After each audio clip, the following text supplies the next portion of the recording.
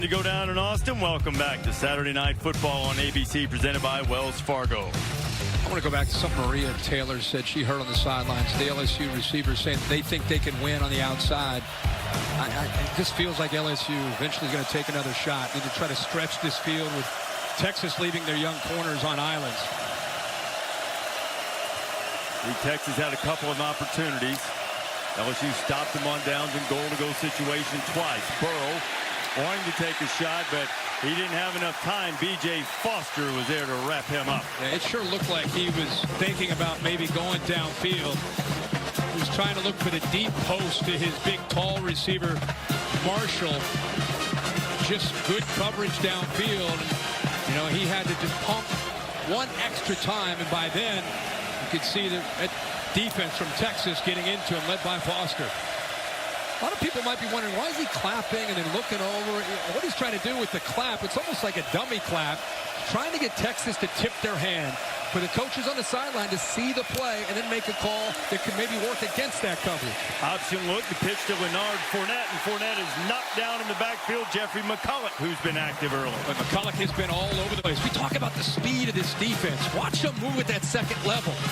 Watch how quickly they're able to get off blocks. It puts a lot of pressure on Sadiq Charles, the left tackle. He's being asked to get up to McCulloch and make that play while he's coming downhill with a lot of speed. That's a tough ask of a left tackle. Charles didn't play in the opener. Suspended, or what Ed Orgeron's term, something handled in-house. He couldn't handle McCulloch on that last play. 3rd and 18 facing Burrow.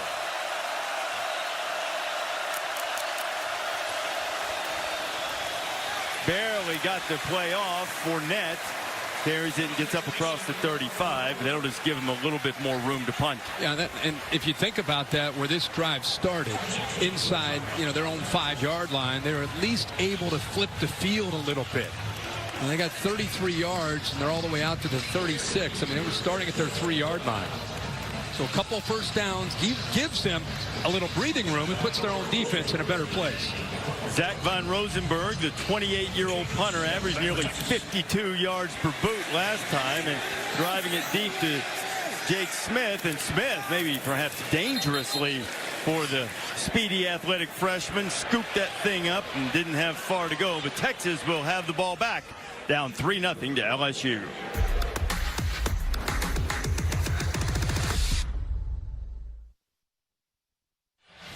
As much as Texas wants to be able to throw the ball with Ellinger and run with them, they need a night from Keontae Ingram. He's off to a bit of a slow start, drops his short touchdown. Not able to really get on track running the ball. Give credit to LSU's defense. That time it was Patrick Wingstop. You can see on the sideline, a little frustrated. Only has a couple, 2 carries for about 7 yards so far in that drop pass. So slow start. Long way to go, though. He had a big catch on the opening play. He's taking a break now, and the erstwhile quarterback, Rashawn Johnson, getting his first carry and showing good running skills as we check in with Maria. Well, Kirk, you mentioned that frustration. When Ingram came over to the sideline, he slammed his helmet down and started walking back and forth, and eventually you could see his teammates crowding around him, wide receivers like Brennan Eagles telling him, hey, keep your head in it. At one point, he actually grabbed his head and said, stay in it. Back to Johnson again, and Rashawn Johnson, who started coming in as a quarterback from a run-based offense, and they're really working on overhauling his throwing motion, but he's strong, he understands pass protection, and he's certainly athletic enough to run. And if you're keeping score at home, they've had a number of injuries. He was a quarterback from spring football all the way until 2 weeks ago. Last time he played running back, 5th grade. So when you're watching him, think about that. Last time he's a running back, it's 5th grade. He's out here playing against LSU after 2 weeks of practice. Well, the first down picked up by Johnson, and Ellinger misfires. He had an open receiver. It was Jake Smith. So, Kirk, you were talking about, and we were talking about the running back depth chart, and this is it. Rashawn Johnson and then Benda, who was moved from linebacker. They are missing Jordan Whittington, a freshman they were very high on, who had a torn adductor muscle, and he'll be out several weeks as He went to Philadelphia specialist Dr. Bill Myers to get that fixed up, best in the business, so he'll be good as new once he heals. But, you know, in the meantime, the Horns aren't deep there. No, Daniel Young, Darian Brown, Jarrett Smith, I mean, they just cannot stay healthy there, so they've had to move some guys that play other positions, a quarterback and a linebacker, to get some depth behind Ingram.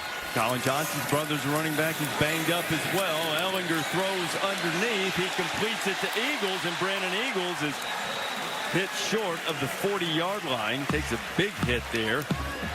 Michael Divinity was in on the tackle, and it'll be third down. That's the best thing you've seen today. What a setting here in Austin. A couple years they'll finish the end zone project in 2021. It's about as beautiful of a stadium as you'll see in the country. And it is going to be spectacular when they finish. They've overhauled the entire game day experience here in Austin. Texas hasn't converted a third down tonight. This would be a very good time for the people in Burnt Orange, and they do. A catch and immediately hit is Cade Brewer, but he got enough for the first down. Jacoby Stevens bringing the lumber, but the chains will move. Yeah, that's where as a tight end, you know you're about to get hit.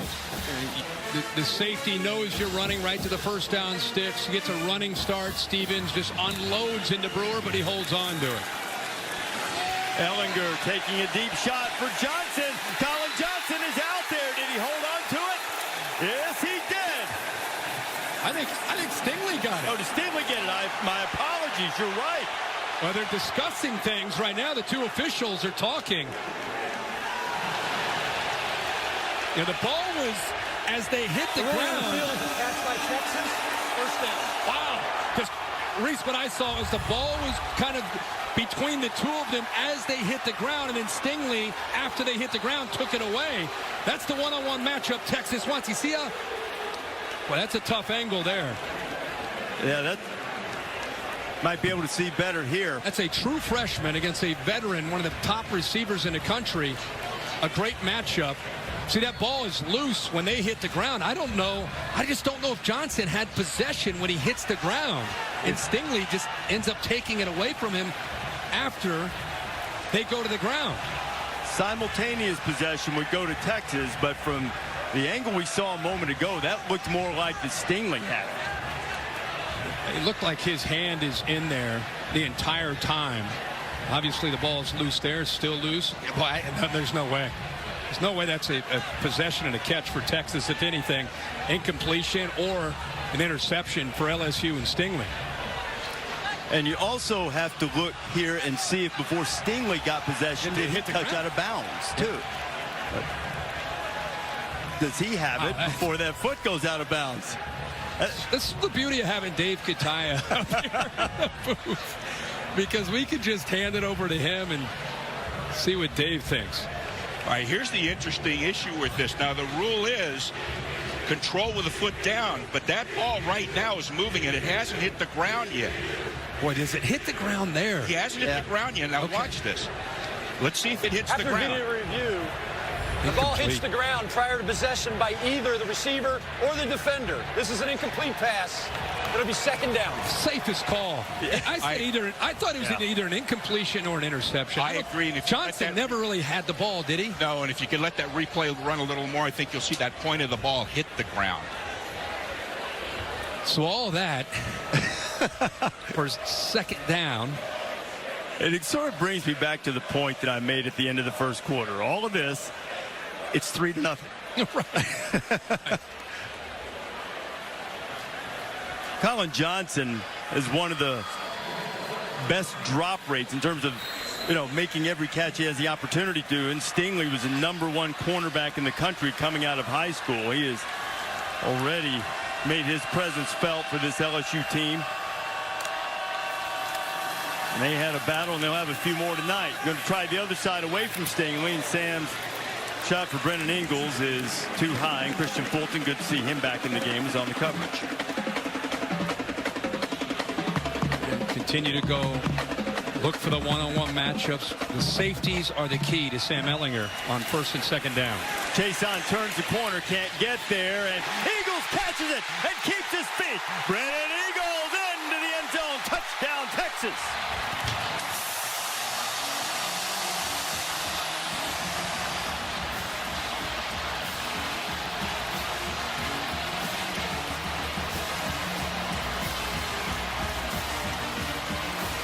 And that is Texas' first 50-plus yard play from scrimmage since 2017.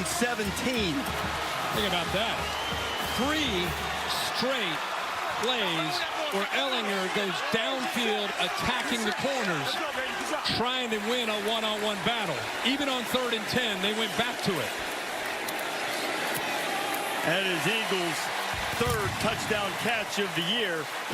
Well, Eagles is 6'4", Johnson is 6'6". I keep talking about the safeties over the top to protect these corners, even though they're talented. Fulton took a chance, a gamble. He tried to undercut it to make a play on the football, and he underestimated where that football was thrown. It got over top of him, an easy catch for Eagles, walks into the end zone for the Horns. Saturday Night Football, presented by Wells Fargo on ABC, is brought to you by Buick, proud partner of the NCAA. Dell. Call a small business technology advisor at 877-BUY-DELL. And Pacific Life, 150 years strong. Protection and retirement solutions for your future. Aerial coverage from Austin tonight is provided by Goodyear, recognizing those who rise above the rest. Goodyear is more driven. Texas just got that 55-yard touchdown pass. Kirk, Sam Ehlinger, Tom Herman both said they had to win one-on-one battles, and that's it. Eagles won one there. Kick will go into the end zone. LSU's first 3 drives hadn't started it better than their own 11, so they'll be happy to start at their own 25 after that. Next week, Saturday Night Football, presented by Wells Fargo, will be in Syracuse, New York. Dabo and #1 Clemson go in to take on a team that's really given them trouble, though didn't give Maryland any trouble today. Clemson and Syracuse, 7:30 Eastern on ABC. Those last 2 years, that has been a big-time matchup. As you said, beat them a couple years ago. Last year, had them on the ropes. And now they get them back at home with the Carrier Dome. They'll need a little atonement after what happened to them. The Terrapins today. Maryland laid it on Syracuse. Clyde Edwards-Helaire picking his way and gets maybe 4. Right now, Joe Brady on the left, passing game coordinator Steve Insminger, who is the play caller and offensive coordinator, trying to figure out the best way to attack. You see what Joe Burrow will look at from time to time. Like right now, he's looking over to somebody's alive call, a couple dummy calls on the sideline. Burrow down the middle, complete for a first down, is Justin Jefferson on the grab out just across this 45-yard line. Good job of the offensive line, giving him just enough time. You see a blitz that came in late off to his left, but they gave him enough time. And a nice vacancy there in the zone to hit Jefferson. Pick up of 17, and Edwards-Helaire, if McCulloch hadn't been there, had a little running room, a short gain of 3, maybe 4. Yeah, 4 verticals, just clearing the Texas defense out, and then just trying to create a little bit of room underneath to the back and see if he can make somebody miss. Trying to create space for their athletes. And LSU getting lined up quickly. New tempo-based offense. Burrow leaves it inside, and Edwards-Helaire pops out of the crowd. Clyde's inside the 30 and down close to the 25-yard line, and the Bayou Bengals have something brewing. And you mentioned Charles missed this game last week. Watch him seal underneath and then just do enough. You know, a lot of times you don't even have to necessarily put a guy on his back. Just get in the way of a blitzing linebacker and give your back leverage and a chance to cut underneath you. Pickups of 17 and now 24 on this drive. Leonard Fournette was greeted immediately, but fought ahead for 1. There's a flag down.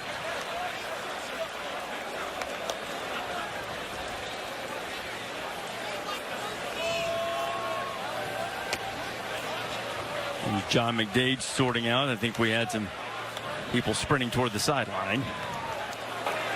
Offside. Substitute not able to get on the field on the defense. 5-yard penalty from the previous spot. First down. Well, Tom Herman's talking about if they're substituting, we need a chance to substitute. He's looks like he's telling the official, hey, they substituted. You need to give us a chance. to be able to get on the field. The officials said no, they did not substitute, and that's why Tom Herman looked like he was frustrated. But we showed the coordinators upstairs. One of the things that I'm sensing, besides his execution, is putting their foot on the accelerator a little bit and getting this Texas defense to drop back a little bit, get them on their heels in the way they're attacking them.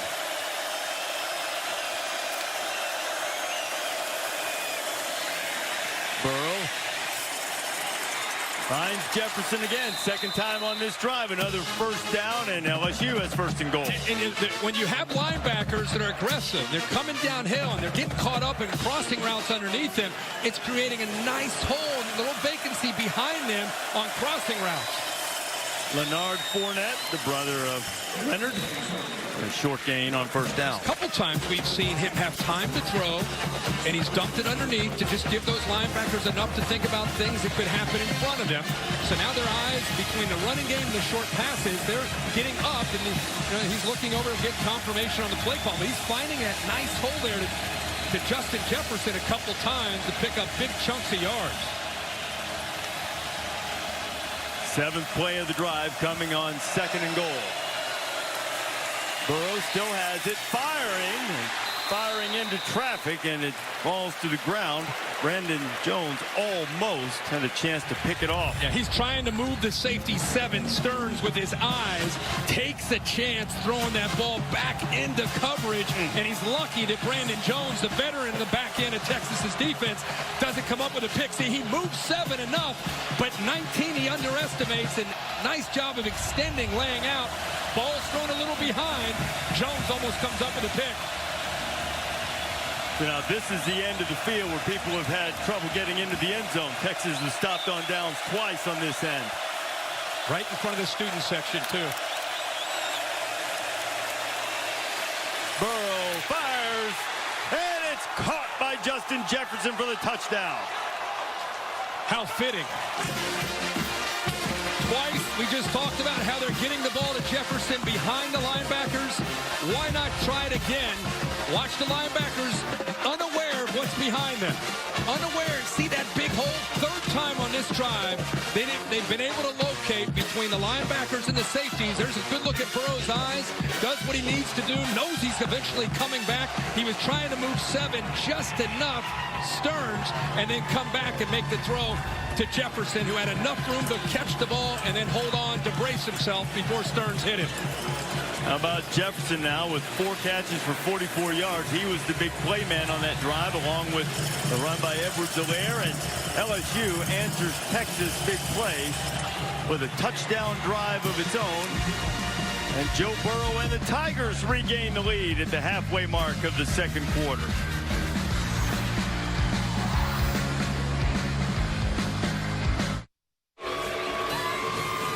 This season, Taco Bell is celebrating student sections and passionate fans like the ones you see here by awarding the Live My Student Section of the Year. Longhorn Student Section already on the national watch list. Go to ESPN.com/Taco Bell to see how your school can compete and get the committee's attention by using hashtag Live My Student Section contest. What a different atmosphere. We've been coming here for years. They've changed the stadium. New athletic director, new approach to home games. Student section now is general admission, so first come, the first ones here are going to get the best seats, and it's a totally different scene here. No blocked seating. Longhorns will have it on the 25. Chris Felica. What does Chris Felica have for us? Tonight's Aflac Trivia question for you, Mr. Davis. We're going to test your NFL draft knowledge as well as Mr. Herbstreit. LSU, of course, has been a staple in the NFL draft, certainly on the defensive and offensive side of the ball. But I want to know who was the last Texas offensive player taken in the first round of the draft. Bear, I'm going either Roy Williams or Cedric Benson, maybe. Roy Williams? Yeah, the late Cedric Benson would be a good guess. How about Vince Young? Yeah, well, that would be the easy. Yeah, he would be the easy. There's got to be somebody since then, though, right? Yeah, it's a sneaky. Somebody since then. Somebody sneaking around. Yeah, Vince Young first overall. Yeah. You were all over the place, but one of you did ultimately answer tonight's Aflac Trivia question. It was easy. It was Vince Young. 2006. I was thinking that was. Sometimes your first instinct's the right instinct, but it's amazing to think that Vince was the last guy taken. Bear, that is remarkable for the success that they've had. They played for national championship a few years after that, and for the 2009 season. But yeah, that's almost shocking. It really is. Boy, those are the glory years. 05. Colt McCoy came in after Vince Young. They had a really good 7 or 8 years there with Mac Brown as a head coach, recruiting such high caliber athletes, but it was all built around Vince Young and Colt McCoy at quarterback. And really, they hadn't had that type of stability at quarterback until Sam Ehlinger took the job and really asserted himself last year. Here is Ehlinger on third down. Ehlinger, and the flag comes flying out. Yeah, the Texas receiver Duvernay is actually tackled this time by Jacob Phillips. Officials saw that and will call that and give Texas a first down. Phillips is a hard hitter, but sometimes in Holding. 6, defense.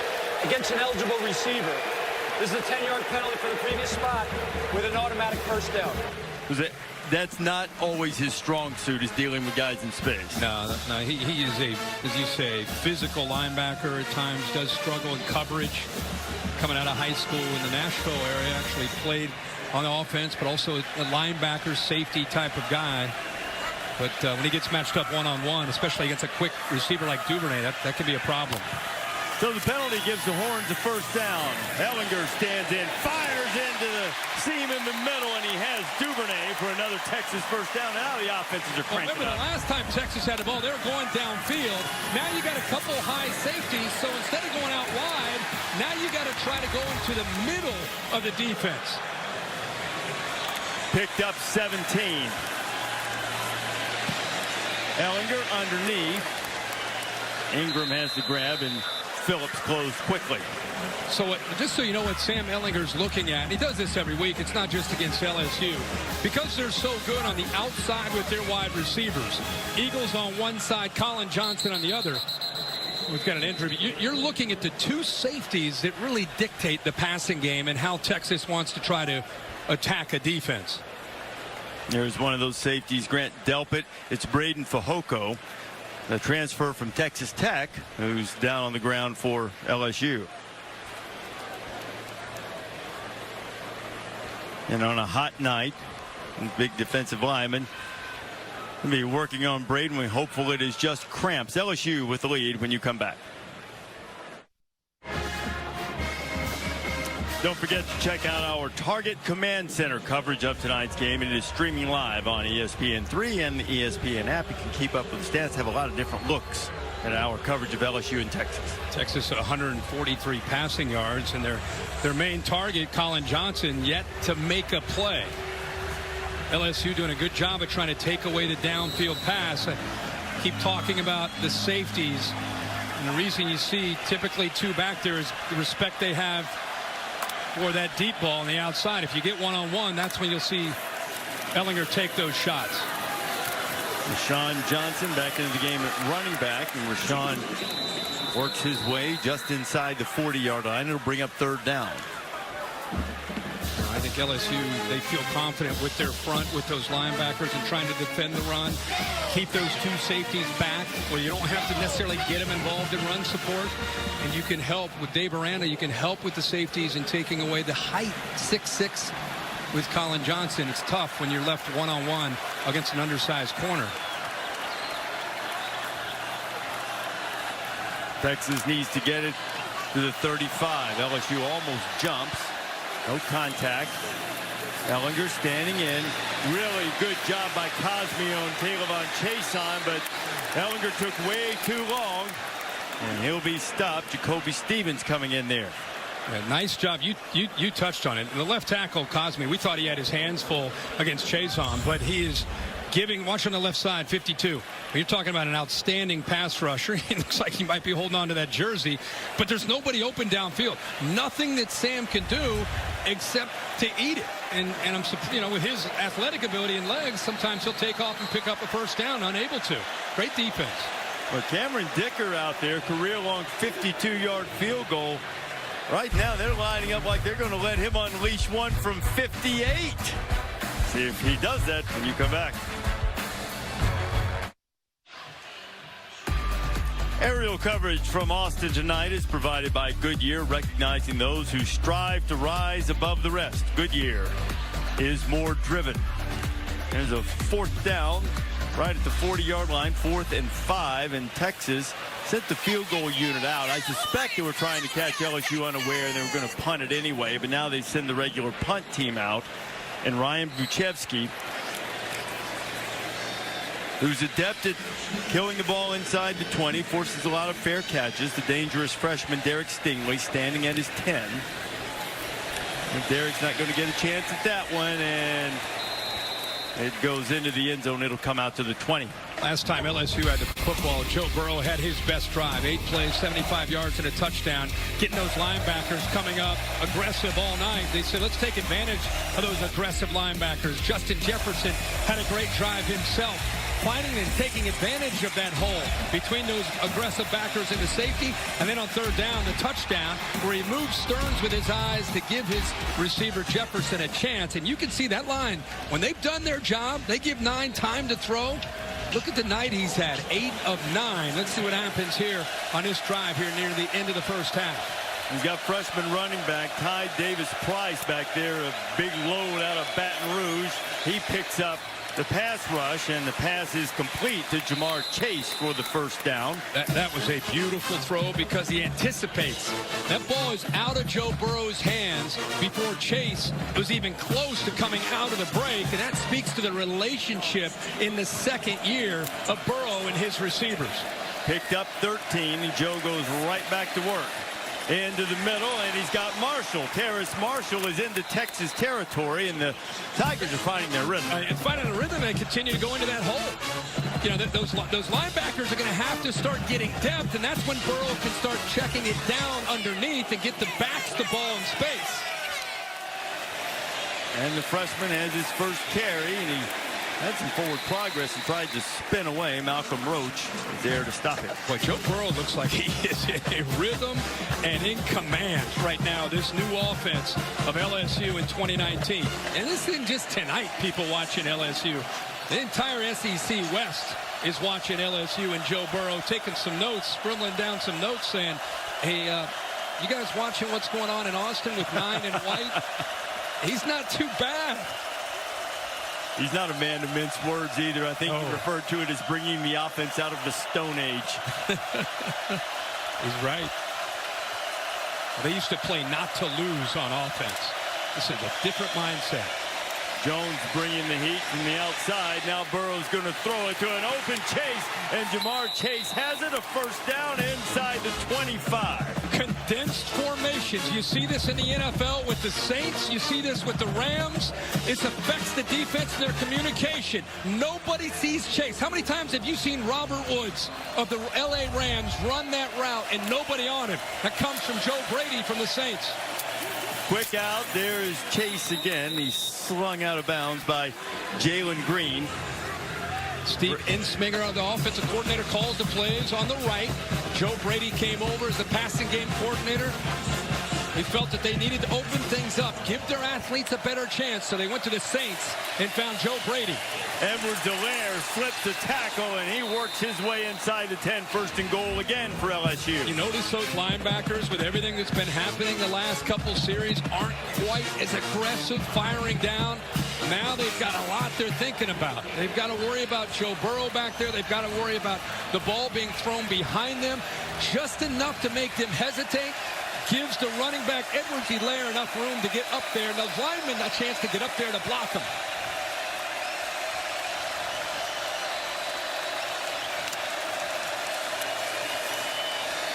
On 1st down, Burrow to the back of the end zone, and Chase can't hold on to it. Just before the snap of the ball, one of the things Texas wanted to do was to try to tire out LSU's defense. But I saw hands on hips from the guys in burnt orange on these last couple of drives. You have your hands on your hips. You start to lose your mental edge and your focus. And when that happens to a defense, you can really get tired and can get exposed. Chase beat his man that time for a touchdown. Green. Burrow put it exactly where he wanted to put it, and Chase not able to hold on to it for the touchdown. Burrow sweeping the left side. Edwards-Helaire out to help him, and Joe is knocked down by Caden Stearns. You know, when you evaluate quarterbacks, I talk about accuracy, decision-making, and toughness. He's the son of a coach. Jim Burrow's his dad, and Joe Burrow plays with that toughness you love to see. Texas has called a timeout.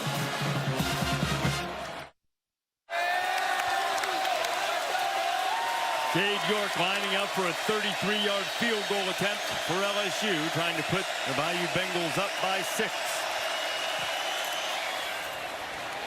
And York is true for the second time tonight. He has great lift on those kicks. And he's made a couple of them for Coach O. Another good drive. There's a former defensive line coach smiling at a kicker, one of the rarest things you'll ever see in football. Coach O's team up by a half dozen with $1:41 left to play here in the first half. Big 12 now on ESPN+. Gotta have it. If you're a Big 12 fan, exclusive home for more than 50 men's basketball games, hundreds of other Big 12 games, including women's basketball, original content like the Les Miles All Access show during college football. You can sign up today at ESPNplus.com. And we've got a who's who, a cavalcade of celebrities here. Jordan Spieth, Texas X. There's the Undertaker. He joined us on the Octagon. Yeah, we are a big Texas Longhorn fan. There's Mo Bamba, great center from the Longhorns in basketball, and the Minister of Culture, Matthew McConaughey. Changed his hat from this morning. How about that car he brought in? That was great. Too, with the Longhorns on the front. 2 shirt day, 2 hat day. So 1:41 to go. Texas will have it at the 25-yard line next week. Saturday Night Football presented by Wells Fargo will be in the Carrier Dome in Syracuse. #1 Clemson coming in to take on the Orange. It's next Saturday at 7:30 on ABC. It's streaming live on the ESPN app. I'll tell you why. Clemson was just methodical today in the way it just squeezed Texas A&M to death. Orange went to 268. It wasn't necessarily a dominant performance, but it never felt in doubt. Never. Ever. Not for 1 second. Well, Texas A&M got a touchdown that meant a little something to some late in the game. You've got a timeout. You got a veteran quarterback and a minute 41. Let's go get in the field goal range is what you're thinking, right? They throw that flip out to Ingram, who dances out of bounds to save time. They took advantage of the aggressiveness on the first snap for Texas, but this time LSU was ready for it. See what kind of coverage Dave Aranda, defensive coordinator from LSU. This is an important series for both these teams. So LSU has taken his crowd out of the game. They're up by 6. Would love to get out of here up by 6 heading into half. We have the Aranda Tom Herman chess match. They were both at Cal Lutheran together. Dave crashed with Tom for a while, and Patrick Queen got in there quickly. Ellinger did a great job to get away and then threw it downfield. Queen was in there in a heartbeat, and Ellinger did very well to avoid the sack. Did you see Dave Aranda? Aranda brought the blitz that time right up the middle with Queen, and the center Shackelford, a veteran, just over adjusting a little bit too late. Makes you wonder if miscommunication on the protection call, but nobody accounts for him right at the middle, and Ellinger lucky he was able to even keep that play alive. 3rd down and 9. Texas used a couple of timeouts for this opportunity, but they don't get a first down here. LSU might get it one more time with some time. Pressure on Ellinger, and down he goes. It's Caleb on Chason. Well, you think of Chason, you think of him coming from the outside with his speed. But here he lines up. You think about this, but instead it's a stunt back to the inside. And nobody's able to account because of that call by Aranda. Nobody's able to account for one of the best pass rushers in the SEC. They slid towards him, anticipating that outside speed rush, but a great job of being a step ahead by Aranda, bringing him back underneath. Nobody picked him up. Chason missed last year with an ACL injury. Suffered early in the season. He missed a lot of time in camp, too. Second day of camp, he hurt an ankle, but he appears to be the picture of health right now. Great to see him back. Not great for SEC fans outside of Baton Rouge, but when you pull for these guys, it's good to see. He had a big game against Miami, as you said, week 1, and then the injury. And the punt Going to drive Stingley all the way back inside his 35. Derrick makes a man miss. He's got a little room. He gets across the 40. And Coach O used the timeout wisely. Now Burrow, who's been red hot, has a $1:13 to go to work. Coming up, stay tuned for the Dish halftime report. Kevin DeGande, Mark Sanchez, Jonathan Vilma. They'll have all the scores and highlights. A busy week in college football, and I'm sure he'll get us up to date on what's going on with Buffalo and Penn State. Yeah. It's always fun to hear those scores. How about Mac Brown knocking them off one coordinator at a time, too? I think Mac's got a lead on his former defensive coordinator, Manny Diaz. Up 17-3. All right, you said Joe Burrow. We keep talking about Sam, his chance at the end of the half. Now, Joe Burrow, definitely a guy in this new offense that's trying to pick up some points. I want to see how Texas tries to defend an offense right now that's gaining some confidence. Joe's hit 10 of his last 12 passes. And make it 11 of 13. How about Jamar Chase? You know, it's just a different rhythm, a different confidence, balance out of Joe Burrow. Look at the position. Chase turns around and the ball's right in his face. Everybody was critical last year of Burrow's accuracy. In this offense, that's not a problem. He's accurate again. Jefferson trying to get away from the tackle, and he's just outside the 20. About the fourth time we've seen that same route. Texas giving up the crosser behind the linebacker, and Burrow takes it every time. Pickup of 18. Burrow right back at it. Into the end zone. And Jefferson is there. And Burrow with the quick strike. And LSU trying to put this thing in a hammerlock just before the half.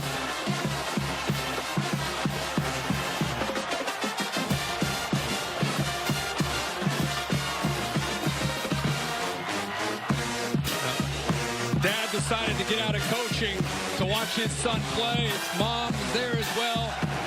That, my friends, you better be taking notes and watching Joe Burrow. Watch him hitch, step, throw exactly where he wanted that ball to be.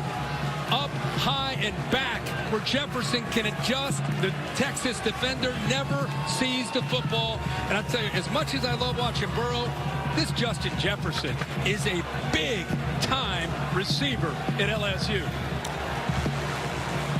You know what? This is very much based on the New Orleans Saints offense. That's where Brady came from. I'm not going to say he's breezed, but there's another number 9 that would be proud of that drop. I think they're checking just to make sure that his elbow got underneath, his arm got underneath the ball, and they cleared it. It's a touchdown for the Tigers. I don't think there was ever any doubt about that. Jefferson locked those big mitts on it. Took care of business, and boy, oh boy, Texas missed a couple of opportunities on goal-to-go situations early. And here at the end of the half, LSU is starting to carve up that Longhorn defense. They have a 20-7 lead. Coach O's feeling it right now. He sure is. This offense was well advertised that Joe Brady came over to kind of help Coach O and Steve Ensminger on. You know, let's open this offense up. Let's take a few more chances. Let's be aggressive. Let's attack. Joe Burrow said this week, we want to be one of the best offenses in the country. And we all thought, oh, that's good. And let's see how they do on the road against Texas. And, you know, it's a half so far, but you got to be really excited to see what we're seeing from Joe Burrow, the rhythm, the balance that he has. Last year he was under center. It just wasn't a fit. He grew up in this kind of offense, and you can just tell the different level of confidence that he has in this offense. There are many years that LSU, after stopping Texas on that last defensive series, Kirk, would have been perfectly content.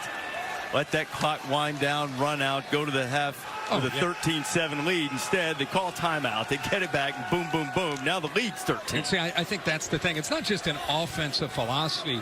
It's a different approach by LSU as a team. It's no longer defense and special teams and avoiding a disaster on offense and being conservative. Now it's what their fans have been waiting for years. Opening things up, having a quarterback that can attack a secondary. And right now, the way LSU is attacking that Texas secondary, even though they have the lead, they can just keep pushing the ball down the field against the Texas defense. Ellinger is not going to go quietly into the half, and Michael Divinity didn't play last week. And team in family in-house situations back in the lineup and applying pressure to Sam. 2nd and 10 with 41 seconds left in the half. You know the folks in Tuscaloosa are watching this one.